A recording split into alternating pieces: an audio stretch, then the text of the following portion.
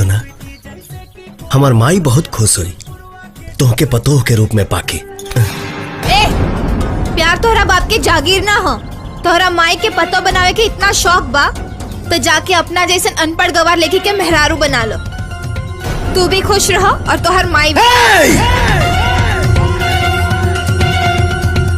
एकरा आगे एक शब्द भी बोल ले तय अपन चेहरा ना पहचान पाइबे।